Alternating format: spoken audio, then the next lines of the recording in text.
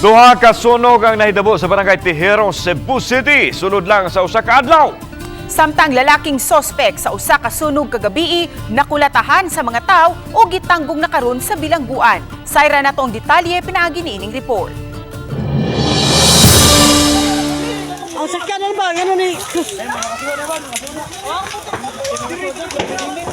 Unang niulbo ang sunog sa sitio Bac Blessed Alviola Street sa barangay Tejero.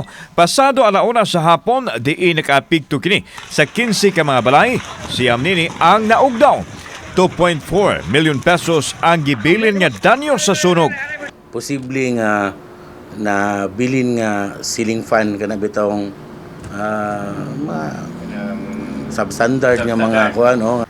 Samtang miulbo usab ang laing sunog sa kasikbit nga sitio Laurente pasado alas 8 sa gabi nga nakapikto sa 20 ka mga balay, 14 ang hingpit nga naugdaw. Mukaba sa 4.2 million pesos ang gibiling danyos sa nasing sunog. Nagsugod matod pa ang sunog sa balay nga gipanagya sa pamilyang Rivera. Diin nadakpan ang usa ka miyembro nini nga si Lionel Rivera. Matod niya nga nagdagkot siya og katol nga iyang nabiyaan og maoy gituhoan niya nga nakaingon sa sunog. Sa samang higayon, giangkon usab niya nga nagamit siya og iligal nga drugas sa wa pa mahitabo ang sunog. Nangayo siya og pasaylo sa iyang gibuhat. Pasaylo ako sa masilingan ako nga nakuan sa pagsunog. Ito, pasaylo ko ninyo masilingan. Sorry jud kayo niyo tanan jud. Ang inahan ni Lionel admitido nga mao kini ang iyang kalbaryo tungod sa bisyo nini nga maoy hinungdan sa pagkapreso nini tulo ka higayon na. Apan karon mas maayo kunong pabakasyonon nila sa prisuhan si Lionel aron makaamgo sa daotang binuhatan. Purdoy na jud ko niya.